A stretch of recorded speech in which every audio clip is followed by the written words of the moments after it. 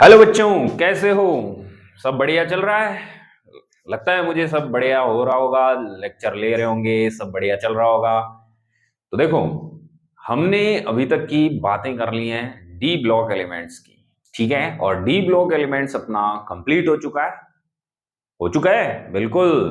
Last lecture में हमने D block elements क्या कर दिए थे? कंप्लीट कर दिए थे। आज हम क्वेश्चन प्रैक्टिस करने वाले हैं, किनकी? डी ब्लॉक एलिमेंट्स की, ठीक है। तो देखो बेटा, क्वेश्चन वगैरह करते रहेंगे, सही है कि नहीं है? हाँ। पर उससे पहले कुछ बातें हैं। बातें ये हैं कि देखो, पढ़ाई वढ़ाई जरूरी है। पढ़ाई अपने को करनी है, रेगुलर करनी है, लेक्चर रेगुलर देखने, ठीक है। काम से कोताही नहीं करनी। मैं नहीं कर रहा काम से कोताही, बिल्कुल नहीं कर रहा। आपको भी काम से कोताही नहीं करनी है, ठीक है। वैसे सब समझदार बच्चे हैं, ज्यादा इतना कुछ कहने की जरूरत नहीं पड़ती है। तो यही बातें हैं, ध्यान से लेक्चर्स देखते रहो, ठीक है। तो चलो स्टार्ट कर लेते हैं अपना आज का लेक्चर। कौन सा? क्वेश्चन प्रैक्टिस का है। तो क्वेश्चन आपको दिख रहे होंगे पहले से बोर्ड पे। एक एक क्वेश्चन को हम डिस्कस कर लेते हैं, चेक कर लेते हैं। देखो, पहला क्वेश्चन है, the metal that show highest and maximum number of oxidation state is, ठीक है। तो क्वेश्चन ये कह रहा है कि इन ऑप्शन में जो मेटल्स आपको दिख रही हैं, इनमें से कौन सी मेटल है जो हाईएस्ट क्या रखती है? ऑक्सीडेशन स्टेट रखती है, ठीक है। यानी कि जिसकी मैक्सिमम क्या हो सकती है? ऑक्सीडेशन स्टेट हो सकती है, ठीक है। तो वैसे तो देखो, डायरेक्ट अपन क्या कर सकते हैं, आंसर दे सकते हैं। ऑक्सीडेशन स्टेट वाले टॉपिक में मैंने इसको ढंग से समझा रखा है, पर मैं यहाँ पे थोड़ा सा एक्सप्लेनेशन दे देता हूँ, ठीक है। देखो, मैक्सिमम जो ओएस होती है, ठीक है, मैक्सिमम ओएस वो किसके इक्वल होती है बेटा? n-1 डी में जो अनपेयर्ड इलेक्ट्रॉन है, यानी कि मैक्सिमम अनपेयर्ड इलेक्ट्रॉन कितने हो सकते हैं? 5, ठीक है। तो यहां पे ऐसे भी लिख सकते हैं, इसको छोड़ो, unpaired electron in n-1 D, ठीक है, plus electron in NS NS orbital, ठीक है। तो अब आप खुद देख लो, इनमें से देखो, टाइटेनियम, आयरन, कोबाल्ट और एमएन। तो एमएन के अंदर क्या होता है? इलेक्ट्रॉनिक कॉन्फ़िगरेशन ये होता है ऑर्गन 3d5 4s2। तो 5 के 5 अनपेयर्ड है और 2 ये, तो 5 + 2 7 प्लस के। तो मैक्सिमम ओएस किसकी हो सकती है यहाँ पे? एमएन की। बाकी कोबाल्ट में अनपेयर्ड इलेक्ट्रॉन डी में कम हो जाएंगे, एफई में भी, और टाइटेनियम में वैसे ही कम होते हैं। अब चेक करना इलेक्ट्रॉनिक कॉन्फ़िगरेशन लिख करके, ठीक है। मैक्सिमम ओएस इसी में हो सकती है, इन एलिमेंट में से। अगला क्वेश्चन है, इन 3D series the metal having the highest m+2 to m standard electrode potential. Question कह रहा है कि ये जो आपको 3D सीरीज मेटल्स दे रखी है, इनमें से सबसे ज्यादा जो स्टैंडर्ड इलेक्ट्रोड पोटेंशियल है, मानक इलेक्ट्रोड विभव है, कौन से वाला? m+2 से m वाला, वो इनमें से सबसे ज्यादा किसका होता है, ठीक है। तो देखो, हमने लास्ट का जो सेकंड लास्ट लेक्चर देखा होगा, ठीक है, लास्ट से पहले वाला या उससे एक लेक्चर पहले वाला, उनके अंदर मैंने इलेक्ट्रोड पोटेंशियल को डिफाइन कर रखा है। वहां पे मैंने वैल्यूज भी लिख रखी हैं, ठीक है। तो जो हाईएस्ट वैल्यू होती है 3D सीरीज में, और वो भी m+2 m वाली, वो बेटा कॉपर की होती है, ठीक है। और कॉपर का ध्यान दें, शायद वहां पे कॉपर का हमने लिख रखा है +0.34, ठीक है। कॉपर के लिए कितना होता है? +0.34। और बाकी जितने एलिमेंट हैं 3D सीरीज के, उन सब का नेगेटिव होता है। तो मैक्सिमम किसका हो सकता है? हाईएस्ट किसका हो सकता है? कॉपर का, ठीक है। इसके बाद में अगला क्वेश्चन देख लेते हैं, the common positive oxidation state for an element with atomic number 24 are. अब यहां पर ध्यान से देखो, एटॉमिक नंबर 24, एटॉमिक नंबर 24 बेटा कौन हो गया? क्रोमियम।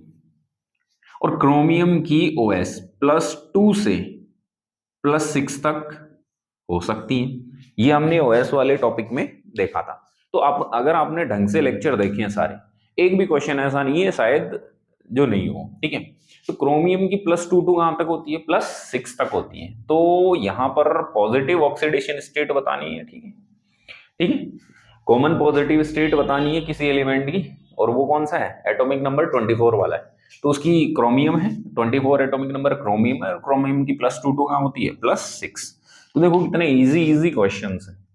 अगला है the major component of German silver are. तो मेटल अलॉय वाला टॉपिक पढ़ा है ढंग से, और उसमें मैंने काफी सारे मेटल अलॉय हैं, उनके कंपोजिशन है नोट करवा रखे हैं। तो एक्चुअल में जो जर्मन सिल्वर होता है, जर्मन सिल्वर में मैंने आपको कहा था कॉपर होता है, जिंक होता है और निकिल होता है। ठीक है, तो कॉपर, जिंक और निकिल ये होता है। ठीक है, चलो ये इजी क्वेश्चन है भाई, बहुत इजी क्वेश्चन है, नोट्स पढ़ो, लेक्चर्स देखो, बात खत्म। The major component in gun metal, और गन मेटल भी मैंने लिखा रखा है। देखो ये मैंने कहा था आपको कि ये इंपॉर्टेंट जो मेटल अलॉयज हैं वो मैं लिखा रहा हूं।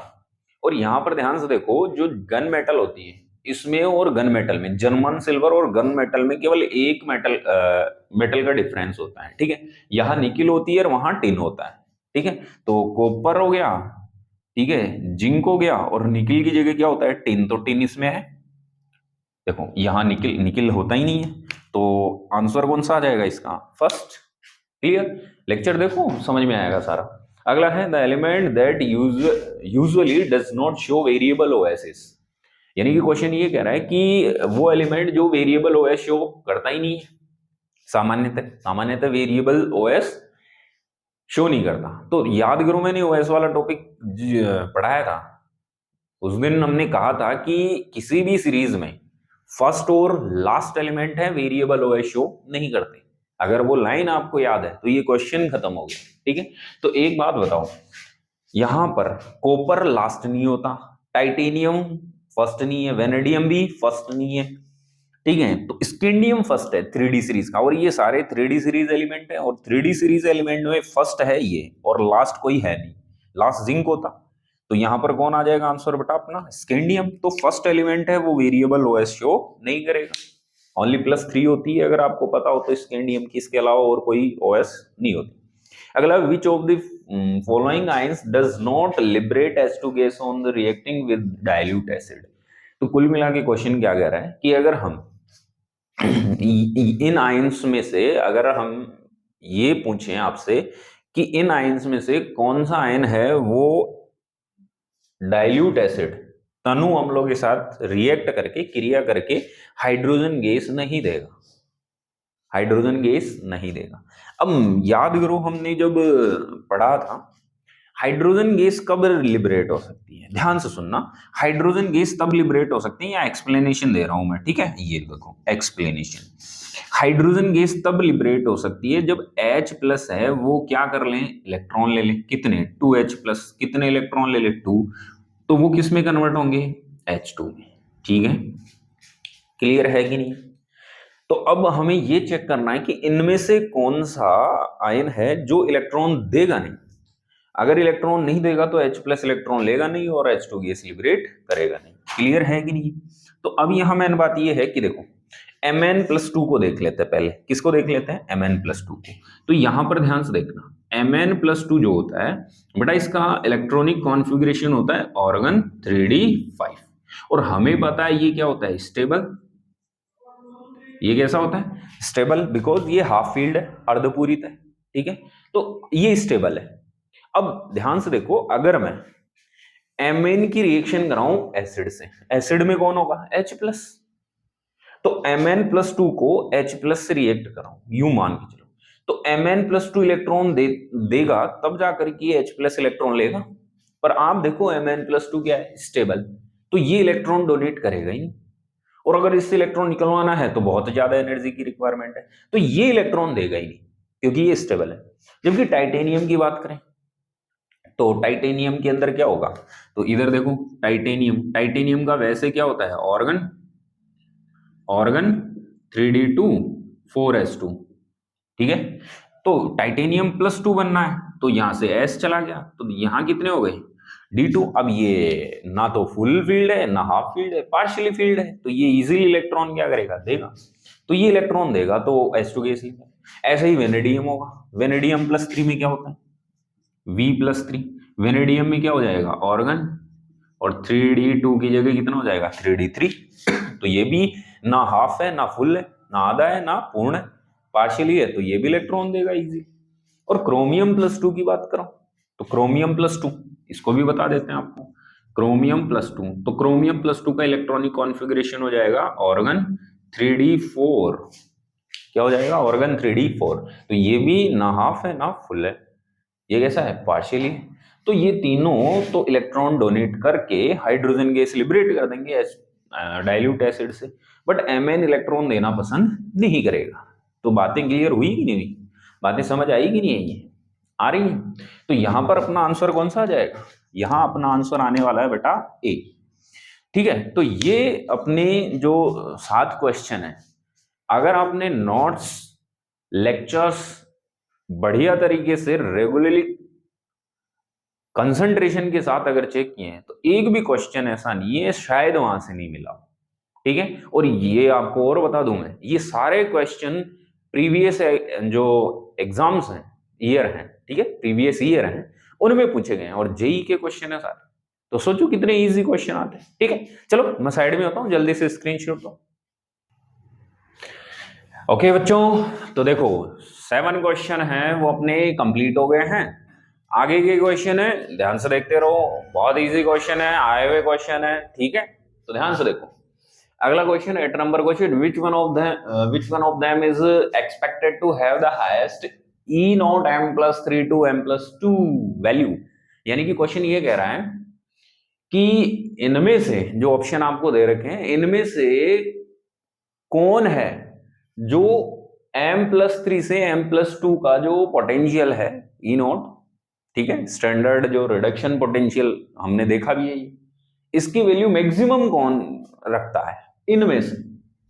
ठीक है, तो +3 से +2 में कन्वर्ट होने के लिए जो पोटेंशियल है उसका मैक्सिमम वैल्यू कौन रखता है। तो ध्यान से देखो इधर, शायद हमने m+3 टू m+2 वाला जो टॉपिक है रिडक्शन पोटेंशियल का, वो हमने डिस्कस किया था और उसमें मैंने एक टेबल बनाई थी, और उस टेबल में ध्यान से देखो कोबाल्ट जो होता है कौन होता है? कोबाल्ट। इसका 1.9 के अप्रोक्स वैल्यू थी, जो कि मैक्सिमम होती है, हाईएस्ट होती है। तो वहां से आप जाओ, चेक करो और आंसर टिक करो, बस बात खत्म। Which has the least tendency to liberate H2 from mineral acid. ये कह रहा है कि जो मिनरल एसिड होते हैं, ठीक है, उनसे हाइड्रोजन निकालने की सबसे कम टेंडेंसी किसकी है, ये जो आपको दे रखे हैं। तो देखो ये सारे 3D सीरीज एलिमेंट है, और याद करो मैंने 3D सीरीज एलिमेंट में मैंने आपको डिटेल से समझा रखा है क्या, कि कॉपर का रिडक्शन पोटेंशियल पॉजिटिव होने के कारण वो मिनरल एसिड से H2 गैस लिबरेट नहीं करता। याद आया कुछ? तो यहां पर हम सीधी सी आंसर टिक कर सकते हैं क्या, कॉपर लिबरेट करता नहीं। चलो अगला question, among the following which is the strongest oxidising agent. तो ध्यान से देखो क्वेश्चन क्या करें कि ये जो आपको दे रखे हैं नीचे ऑप्शंस, ठीक है, इनमें से सबसे ज्यादा स्ट्रॉन्ग ऑक्सीडाइजिंग एजेंट कौन है, मतलब प्रबल ऑक्सीकारक कौन है। तो एक बात बताओ, याद करो जब मैंने ये बातें बोली थी ऑक्सीडाइजिंग जो टेंडेंसी या ऑक्सीडाइजिंग एजेंट और रिड्यूसिंग एजेंट जब हमने बताए थे, तो हमने कहा था कि जो दूसरे का क्या करे, ऑक्सीडेशन, दूसरे का ऑक्सीडेशन करे वो ऑक्सीडाइजिंग एजेंट है, और जो दूसरे का रिडक्शन करे वो रिड्यूसिंग एजेंट है। ऑक्सीडेशन करने का मतलब है उससे इलेक्ट्रॉन निकलवा ले, यानी कि उससे इलेक्ट्रॉन खींच ले, गेन कर ले, यस कि नो। तो वो उसका क्या कराएगा, ऑक्सीडेशन, यानी कि ये स्ट्रॉन्ग ऑक्सीडाइजिंग एजेंट वो होते हैं जो अदर सब्सटेंस का क्या करते हैं, ऑक्सीडेशन। तो अब आप खुद देखो यहाँ पे इनमें से कौन ऐसा है जो इजीली इलेक्ट्रॉन गेन करना चाहे, कौन है ऐसा। तो ध्यान से देखो, क्रोमियम +3 की बात करते हैं। देखो मैं आपको पहले कह दूं, क्रोमियम की +3 स्टेबल ऑक्सीडेशन स्टेट होती है, तो क्रोमियम +3 तो वैसे ही स्टेबल है, स्टेबल ऑक्सीडेशन स्टेट है। अगर ये एक इलेक्ट्रॉन ले ले तो क्रोमियम +2 में जाएगा, जो कि ज्यादा स्टेबल है नहीं।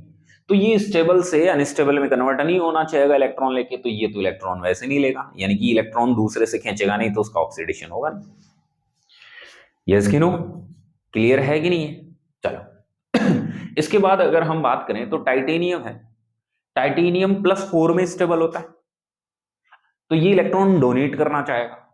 Ti इलेक्ट्रॉन लेकर के +2 में आ भी जाएगा तो भी अनस्टेबल रहेगा, हाँ +4 में होता तो स्टेबल होता, तो ये भी इलेक्ट्रॉन लेना पसंद करेगा नहीं। Fe+3, Fe+3 स्टेबल है। कैसे? याद करो, हम पढ़ चुके हैं पहले कि Fe जो होता है, Fe इसका इलेक्ट्रॉनिक कॉन्फ़िगरेशन होता है ऑर्गन 3d6 4s2, और अगर Fe+3 बनाना है तो दो तो ये गए और एक यहां से गया, तो यहां कितने बच गए? 5। तो ये तो स्टेबल हो गया। ये क्या है? स्टेबल। तो Fe+3 इलेक्ट्रॉन लेना ही नहीं चाहेगा। क्यों? क्योंकि अगर ये ले तो +2 में जाएगा, +2 का मतलब अनस्टेबल हो जाएगा। यस कि नो? 3d6 होगा, 3d6 अनस्टेबल हो गया, तो ये इलेक्ट्रॉन लेना नहीं चाहता। हाँ, Mn+3 की बात कर लेते हैं। आओ देखो, Mn है, इसका इलेक्ट्रॉनिक कॉन्फ़िगरेशन क्या होता है? ऑर्गन 3d5 4s2, और अगर Mn+3 की बात करें तो ध्यान से देखो, दो ये गए और एक ये गया, तो ये 4 है। तो एक बात बताओ, अगर ये इलेक्ट्रॉन ले ले तो इसका इलेक्ट्रॉनिक कॉन्फ़िगरेशन क्या होने वाला है? Organ 3d5। तो ये अनस्टेबल से कहां जाना चाहता है? स्टेबल में। तो Mn+3 इलेक्ट्रॉन लेना चाहेगा। क्यों? क्योंकि इलेक्ट्रॉन लेकर के वो क्या होना चाह रहा है? स्टेबल। तो इन सब में से इलेक्ट्रॉन लेना कौन पसंद कर रहा है? Easily Mn+3। जो इलेक्ट्रॉन लेता है दूसरे का ऑक्सीडेशन कराता है, तो स्ट्रॉन्ग क्या हो जाएगा? Oxidising agent. कॉन्सेप्ट क्लियर हो गया? चलो अगला देख लेते हैं अपन। आ जाओ, ध्यान से देखो अगला क्वेश्चन क्या है। The one in which both transition metal ions are colourless in is, यानी कि ये कह रहा है कि इनमें से कौन से मेटल आयंस हैं जो कलरलेस हैं। याद करो, मैंने आपको जब कलर का टॉपिक पढ़ाया था तो वहां पर हमने कहा था कि कलर डी ट्रांजिशन, LNCT, इन सब के कारण होते हैं। याद आया कि नहीं आया? कुछ आ गया? तो ध्यान से देखो, हमने कहा था आपको कि डी ट्रांजिशन कलर का मेन रीजन होता है। और डी ट्रांजिशन कब होता है? डी ट्रांजिशन तभी होता है जब अनपेयर्ड इलेक्ट्रॉन होते हैं। यानी कि हमें कलर या कलरलेस चेक करना है तो अनपेयर्ड इलेक्ट्रॉन चेक करने पड़ेंगे। तो आ जाओ हम ऑप्शंस चेक कर लेते हैं। तो सबसे पहले इलेक्ट्रॉनिक कॉन्फ़िगरेशन इसका देख लेते हैं। देखो, ऑर्गन होता है इसका, तो यहाँ फुल्ली फील्ड है। और इसकी बात कर लेते हैं तो इसका ऑर्गन होता है और 3d10 होता है। तो दोनों ही फुल्ली फील्ड है, यहाँ पर कोई अनपेयर्ड इलेक्ट्रॉन नहीं है। ठीक है, तो सीधा सा आंसर अपना क्या आ चुका है? ए। पर मैं आगे और समझा देता हूं आपको, ध्यान से देखो। अगर टाइटेनियम+4 की बात करें तो इलेक्ट्रॉनिक कॉन्फ़िगरेशन क्या होता है? ऑर्गन। और अगर कॉपर की बात करें तो यहाँ क्या होता है? Organ 3d9। तो 9 है तो एक अनपेयर्ड होगा, क्योंकि 8 तो क्या हो जाएंगे पेयरिंग में, अकेला 9 नंबर का अनपेयर्ड रह जाएगा। तो एक अनपेयर्ड आ गया, मतलब कलर्ड होगा। वेनेडियम का क्या होता है? ऑर्गन और 3d3। ठीक है, और टाइटेनियम का क्या हो जाएगा? Organ 3d1। दोनों में अनपेयर्ड है, खत्म बात, कलर्ड होंगे। इसमें क्या होगा? Organ 3d10। तो ये तो हो गया फुल्ली फील्ड, अनपेयर्ड इलेक्ट्रॉन नहीं है, तो ये तो कलरलेस हो गया। बट यहां देखो, ऑर्गन 3d5, यहाँ 5 क्या है? अनपेयर्ड इलेक्ट्रॉन है। अरे यस कि नो? इसका मतलब आंसर अपना कौन सा आना है? सीधा सा है 11 नंबर का आंसर क्या आ गया? ए। फिर अगला क्वेश्चन है क्वेश्चन नंबर 12। क्वेश्चन नंबर 12 क्या है? इन न्यूट्रल और alkaline solution MnO4 minus oxidise thiosulphate 2। तो ध्यान से देखो, यहां पर हमने जब MnO4 पोटेशियम परमैंगनेट की जो ऑक्सीडाइजिंग नेचर है, ठीक है, वो जब हमने डिस्कस की थी तो हमने कहा था कि जो MnO4 है, MnO4 माइनस, वो कौन से न्यूट्रल और एल्कलाइन मीडियम में किस में जाता है? तो हमने ये देखा था कि ये खुद तो MnO4 माइनस, ये खुद किस में कन्वर्ट होता है? MnO2 में। तो ध्यान से देखो, इसकी OS क्या थी? +4, और इसकी OS क्या थी? +7। तो +4 से किस में जाता है? +7 में। बट दो जो रिएक्शंस थी, इक्वेशंस थी, मैंने क्या कही थी? I माइनस को एक तो आयोडेट में कन्वर्ट करेगा, और थियोसल्फेट जो कि H2O3 माइनस है, इसको ये कन्वर्ट करता है किसमें? SO4 -2 में। किसमें कन्वर्ट करता है? SO4 -2 में। क्लियर है?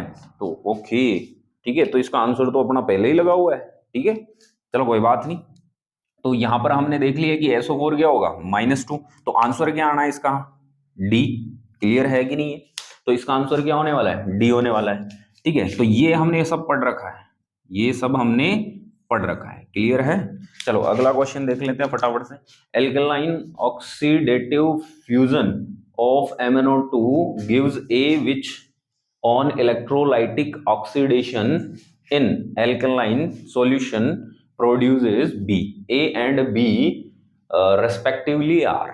तो यहां पर ध्यान से देखो, ये क्या कर रहा है? याद कर लो थोड़ा सा, मैं ये कह रहा हूँ कि MnO2 को जब हम क्षारीय माध्यम में क्या करते हैं, फ्यूज करते हैं, ठीक है, तो वो क्या बनाता है, ए बनाता है जिसका आगे इलेक्ट्रोलाइटिक ऑक्सीडेशन हम करते हैं, वैद्युत अपघटनीय ऑक्सीकरण करते हैं, वही एल्कलाइन सॉल्यूशन में, ठीक है, तो वो बी देता है। तो ए और बी क्या होंगे ये देखो, तो हमें याद करो सेकंड लास्ट लेक्चर में कि MnO4 की फॉर्मेशन की मेथड बताई थी मैंने क्या बताया था कि MnO2 पायरोल्यूसाइड की रिएक्शन कराते हैं बेस के वजह से, याद करो, और उसको फ्यूज करते हैं तो साथ में क्या बनता है, K2MnO4, यानी कि मैग्नेट बनता है, तो K2MnO4 बनता है, क्या बनता है, K2MnO4, तो ए तो बनेगा K2MnO4, लेक्चर जाके देख लेना, और K2MnO4 बनेगा तो दो K को हटाएंगे तो MnO4-2, तो MnO4-2 कहाँ है, पहले यहां भी है और यहां भी है, दो ही है, बाकी ये दो ऑप्शन तो गलत हो गए।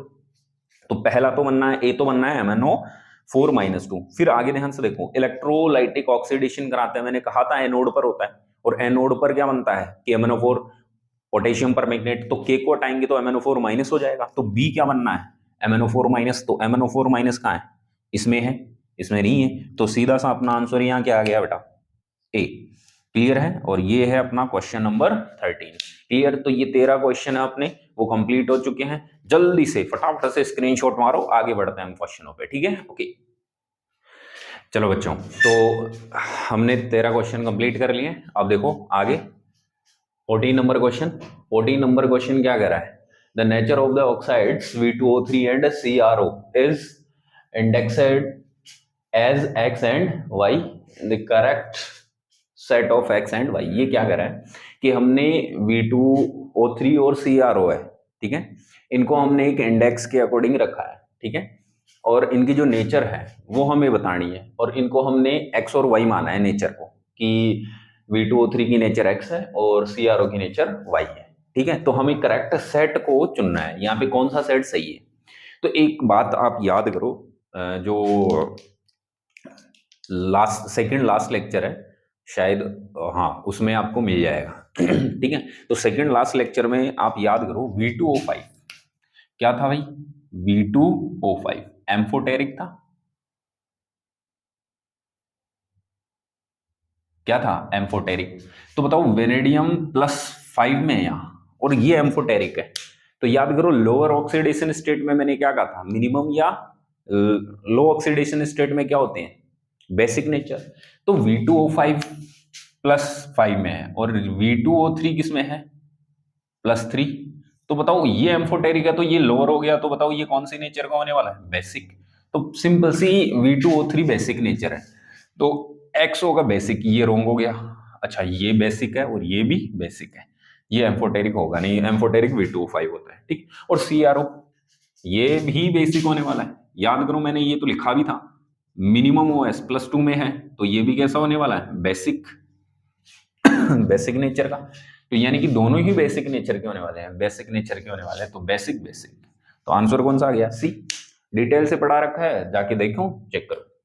देखो अगला क्वेश्चन क्या कह रहा है, the orange colour of K2Cr2O7 and purple colour of KMnO4 is due to, यानी कि ये कह रहा है कि K2Cr2 का जो कलर है वो जो ऑरेंज होता है, और KMnO4 का कलर कैसा होता है, पर्पल होता है। इनका कारण क्या है, रीजन क्या है, और डिटेल से पढ़ा रखा है लास्ट और सेकंड लास्ट लेक्चर में, ध्यान से देखो। K2Cr2O7 में यहां मैं एक्सप्लेन कर देता हूं थोड़ा सा, ये मैक्सिमम OS +6 में है, और यहाँ Mn भी +7 में है। तो ध्यान से देखो, क्रोमियम +6 में है, कोई अनपेयर्ड इलेक्ट्रॉन नहीं था, याद कर लो। KMnO4 Mn +7 में है, कोई अनपेयर्ड इलेक्ट्रॉन नहीं है। ध्यान से देखो, अनपेयर्ड इलेक्ट्रॉन नहीं है तो डी ट्रांजिशन तो पॉसिबल ही नहीं है, तो यहां पर देखो डी ट्रांजिशन हो ही नहीं सकता, दोनों में नहीं हो सकता डी ट्रांजिशन, ठीक है। चार्ज ट्रांसफर, ठीक है, इसका सही है पर इसका गलत है, डी ट्रांजिशन हो ही नहीं सकता। चार्ज ट्रांसफर ठीक है, पर ये रॉन्ग है।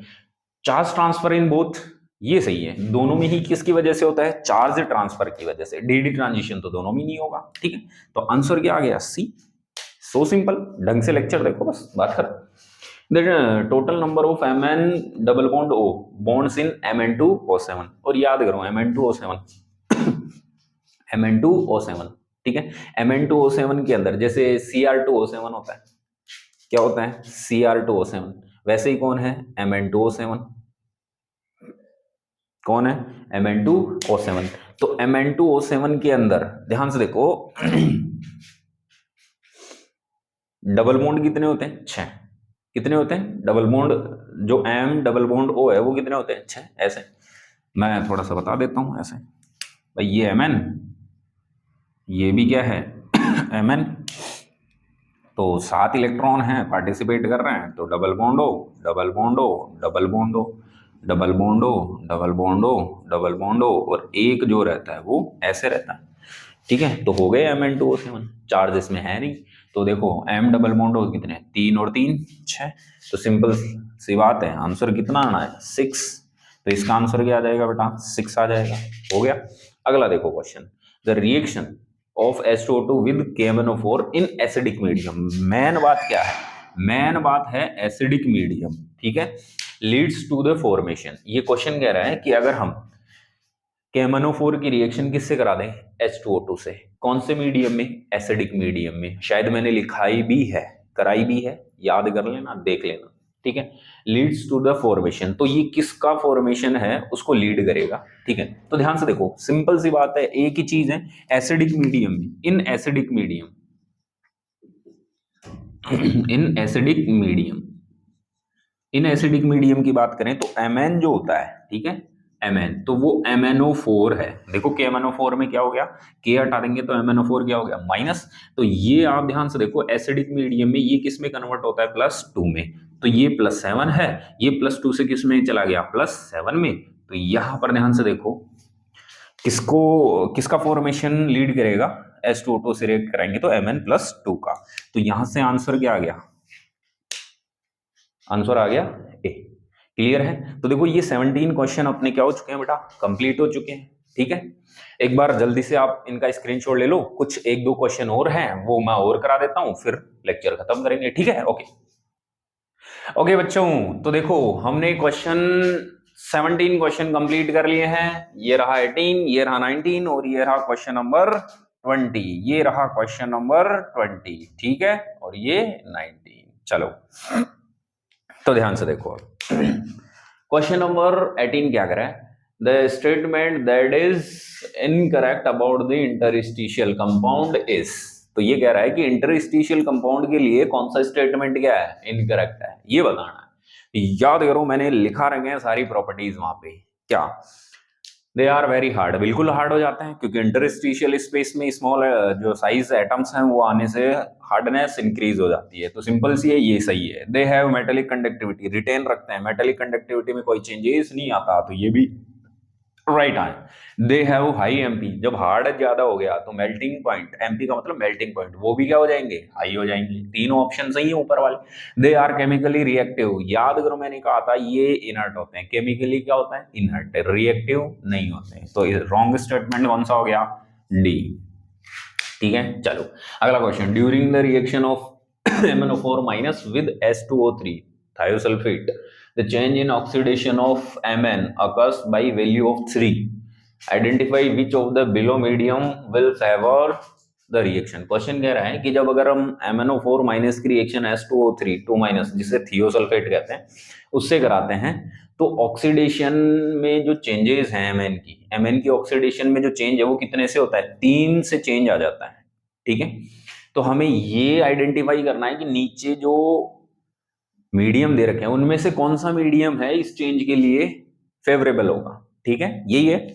यानी कि कुल मिला के हम ये कह रहे हैं कि Mn की ऑक्सीडेशन स्टेट यहाँ गया है +7 से 3 का चेंज है, मतलब +4 में जाना चाहिए। यस कि नो? यानी कि 3 का चेंज कब हो सकता है? जब MnO4 माइनस है, ये क्या है? +7 है। जब ये किस में कन्वर्ट हो जाए? MnO2 में, ये प्लस का 4 हो गया। तो याद करो, मैंने आपको 3 का चेंज बताया था।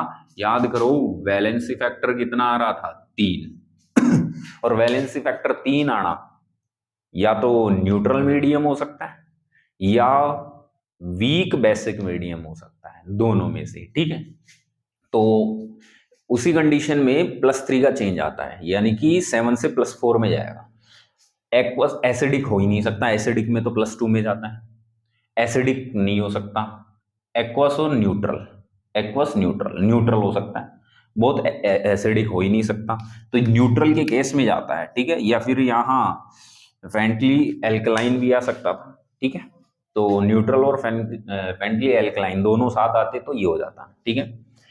तो इसका आंसर कौन सा आ जाएगा? सी। और लास्ट क्वेश्चन देखो, KMnO4 on heating eight 513 kelvin gives A product which is, यानी कि ये क्वेश्चन कह रहा है कि KMnO4 को हम हीट करते हैं किस पर, 513 केल्विन टेम्परेचर पर, तो इनमें से कौन सा प्रोडक्ट मिलने वाला है, ठीक है।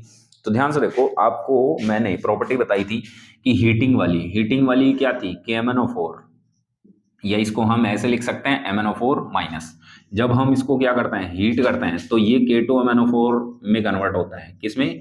K2MnO4। और अगर मैं इसको ऐसे लिखना चाहूँ MnO4 माइनस 2, यस कि नो? याद करो, ये था पर्पल, कौन सा कलर का था? पर्पल। और ये होता है कौन से कलर का? ग्रीन। लिखाया था मैंने, डार्क ग्रीन, इस टाइप से कलर इसका। तो हीट करने पर जो KMnO4 है, MnO4 माइनस हो गया, ये किस में कन्वर्ट होता है? MnO4 माइनस 2, यानी कि मैग्नेट में, जिसका कलर कैसा होता है? ग्रीन। अब कलर ग्रीन है, कलरलेस नहीं हो सकता, ग्रीन ग्रीन दो में। चलो अब हम ये भी चेक कर लेते हैं कि यहाँ Mn की OS है वो कितनी है? प्लस के 6। और Mn की OS प्लस के 6 है, तो Mn का ऑक्सीडेशन इलेक्ट्रॉनिक कॉन्फ़िगरेशन क्या हो जाएगा? Organ 3D। वैसे तो क्या होता है Mn का? 5 और 4s2 होता है, पर अगर Mn प्लस 6 में करूं तो यहाँ 2 तो ये गए और 4 ये गए, यानी कि D में कितना होता है? 1। यानी कि यहाँ अनपेयर्ड इलेक्ट्रॉन है, तो N number of unpaired electron की वैल्यू 1 है, और अनपेयर्ड इलेक्ट्रॉन है तो याद करो मैंने इसको पैरामैग्नेटिक लिखाया था।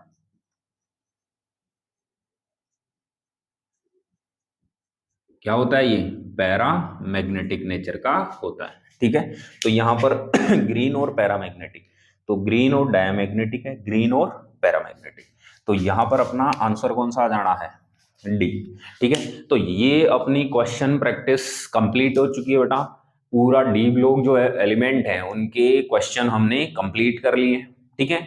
एक क्वेश्चन प्रैक्टिस का लेक्चर पहले हो गया था, और ये जो बाद में हमने डिस्कस किए थे जितनी भी प्रॉपर्टीज, उन सब पर ये बेस्ड जो क्वेश्चन प्रैक्टिस का जो लेक्चर आज वो अपना कंप्लीट हो गया है, ठीक है। आप भी मेहनत करते रहो, क्वेश्चन है देखते रहो, लेक्चर्स हैं वो भी देखते रहो। देखो लेक्चर्स देखोगे तो क्वेश्चन इजीली सॉल्व हो जाएंगे, और ऐसा कोई क्वेश्चन नहीं होगा शायद अभी तक हमने जहां किए हैं, ठीक है, जिनमें शायद बाहर से आया हो कोई, सारे नोट्स में से हैं, और ये सारे क्वेश्चन हैं जेई नीट इन्हीं के प्रीवियस ईयर के क्वेश्चंस हैं। तो मैं केवल ये बताना चाह रहा हूँ कि आप अगर लेक्चर्स रेगुलर देखते हो, मतलब ढंग से देखते हो, बिल्कुल कॉन्सेंट्रेट होके, तो शायद क्वेश्चंस में आपकी बिल्कुल कोई प्रॉब्लम नहीं आने वाली, ठीक है। तो बस आज का लेक्चर हम यहीं खत्म करते हैं, और आपको मॉरल ड्यूटी का तो पता होगा, बार बार कहना सही भी नहीं लगता आपको, है सब समझदार हैं, ठीक है। लाइक शेयर और सब्सक्राइब जरूर करें, और अपने दोस्तों को शेयर जरूर करें ताकि वो भी अच्छा मैटर पढ़ सकें, अच्छी चीजें जान सके, ठीक है।